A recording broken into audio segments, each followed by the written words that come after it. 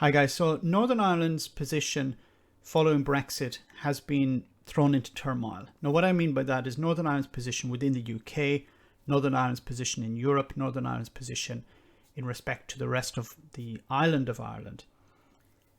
Following Brexit is going to change. Now the Irish government has reached out to the people of Northern Ireland, the unionist community, the nationalist community, in an attempt to build bridges.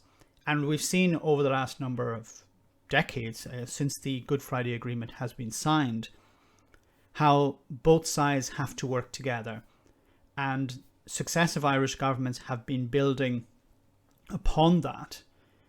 And we're going to see a step-by-step process towards a united Ireland. Now, I want to show you this interview with Thomas Byrne, who's the Irish Minister for European Affairs. And he's going to explain how his party, the Fianna Fáil party, is working towards a united Ireland. Now, something I mentioned in the introduction that affects many young people across the EU, they're mourning the UK's exit from the Erasmus Plus student exchange scheme. As I said, the Irish government has pledged to guarantee the continuation of that scheme for Northern Irish students who are UK citizens, as well as your own students from the Republic of Ireland. Now, we're told that this will cost taxpayers in the Republic of Ireland over €2 million a year. Well, okay, €2 million a year is nothing in respect to how much it generates for the economy.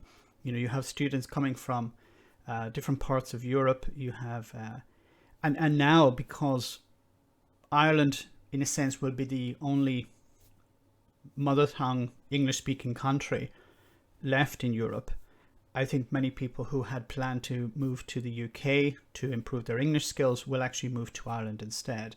And this will benefit the Irish economy. Is that correct? And what's the interest for your country in doing this?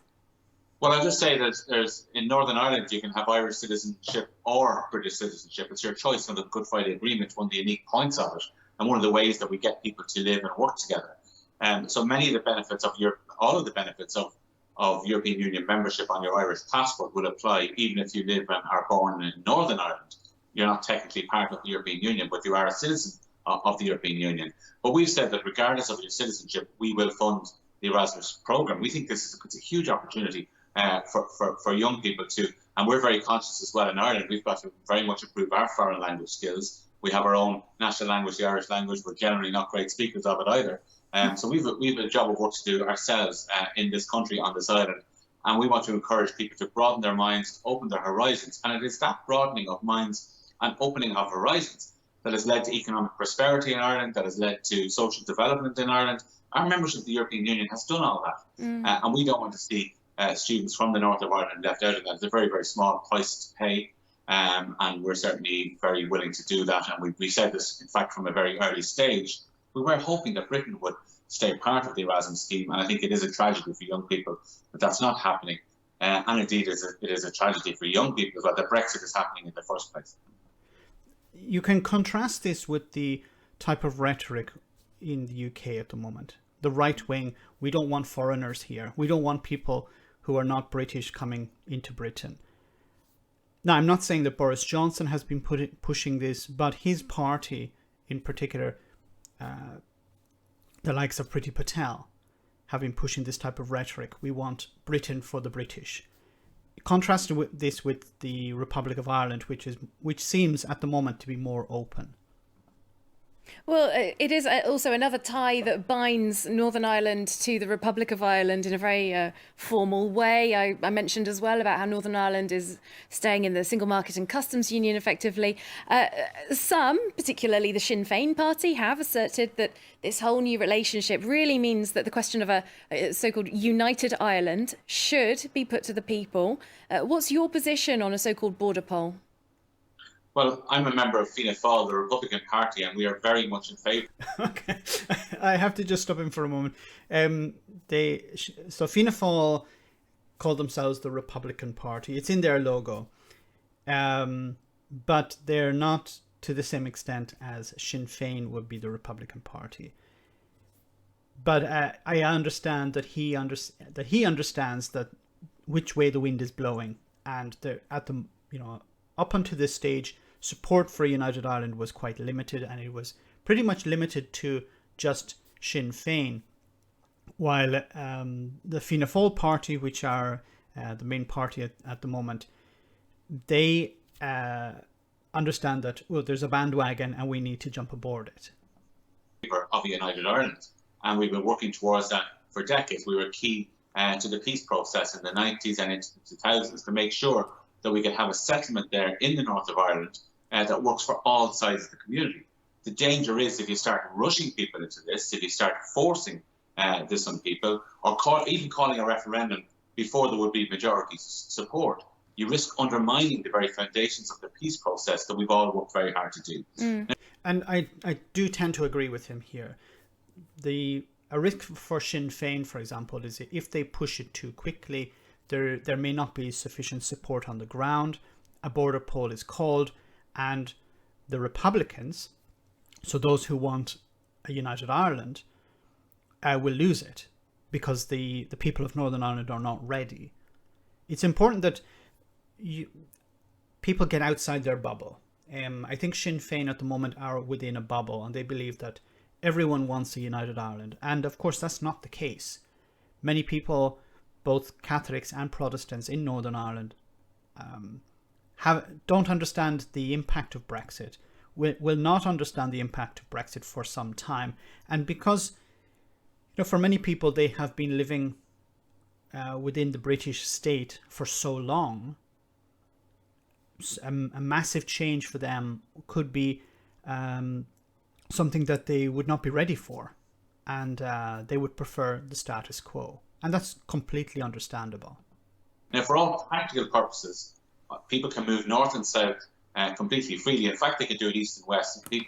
Individuals can move completely freely between Ireland and Britain, and Ireland and Northern Ireland, like the situation, for example, that applies, say, between Britain and France. There were now more rules. But what we don't want to do is be premature with this. But what we want to do is show how a United Ireland, a shared island, which is our theme in government, will work. So Erasmus is one example of that. But also what we want to do is have some common infrastructure projects, such as roads that go through both jurisdictions, a bridge that goes from one jurisdiction to the other, a greenway for tourism purposes, and build on that Good Friday Agreement and secure that peace. And I think if we show people that this island works really well together on a shared basis, then we can persuade those unionists who aren't keen on United Ireland, and we have to acknowledge their position, that actually this is the best outcome for them. But it won't work by forcing or by rushing the process.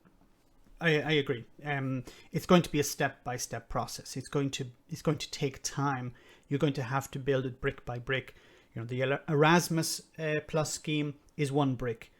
Building infrastructure is another brick.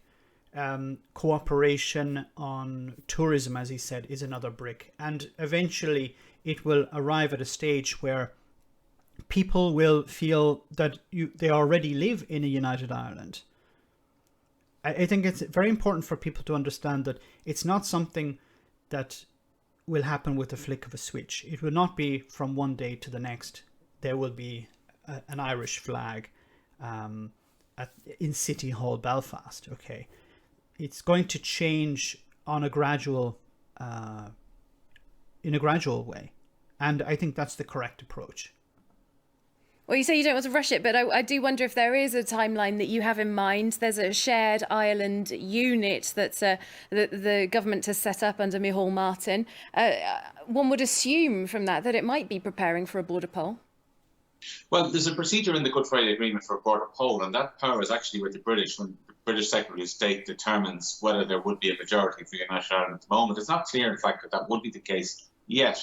At some point, I would say it is inevitable. But again, we don't want to force people into another jurisdiction. We want to make sure that we can work this shared island together, that we can have much greater cross-border cooperation in health, which we badly need at the moment, in education, in those infrastructure projects that the shared island unit is bringing forward, but also bringing people together. So I've met groups from the unionist community. The Taoiseach himself has met young people, and there'll be further dialogues as part of this shared island unit in the department to try to bring people together. And that's the vision that John Hume had, was uniting people, uniting the island, not necessarily swapping one flag for another, because that doesn't change people's real life experiences. But what we have done, what the European Union has done with the protocol in Northern Ireland, is certainly remove any threat of a hard border, which would have been disastrous, to keep that border open. It doesn't exist, actually, if you drive up and down, and it doesn't exist for goods. There will be some items, as though, some minor inconveniences, as I've said before, because the geographical mass of Northern Ireland is not part of the European Union. But we are working to ameliorate all of those particular issues. All right, watch this space then. I think it's important that we take a pragmatic approach. Northern Ireland and the Republic of Ireland, are within the same island. So there's going to be trade across the border. There are stories of farmers who have land on one side of the border, and the same field is on the other side of the border. Even people's homes are on one side of the border and on the other side of the border. So, going forward, it's not going to be a political decision so much, it's going to be a pragmatic one. Northern Ireland is going to move closer and closer to Dublin. And I think, and as I've said before, the unionist community need to be respected. Their traditions need to be respected. They be it for good or ill, they have an idea of Britain that I believe is in the past. We've moved on from that. The British people have moved on from the idea of Britain the unionist community have. The orange marches, the pipe bands, the flags. This Britain I don't think exists anymore. In their minds it does. And I think it's important for them to feel that their culture, their traditions are respected. And I actually believe that the unionist community itself would be treated better by the Irish government than the likes of Boris Johnson's government. So I do believe a united Ireland is inevitable. When it will happen remains to be seen. I think it's going to be a long process. It's going to be a gradual one, but it will arrive. There are certain inevitabilities taking place at the moment. One is Scottish independence. The other is Northern Ireland reuniting with the Republic of Ireland. Let me know in the comment section, guys. As always, your comments are greatly appreciated. Thanks a lot.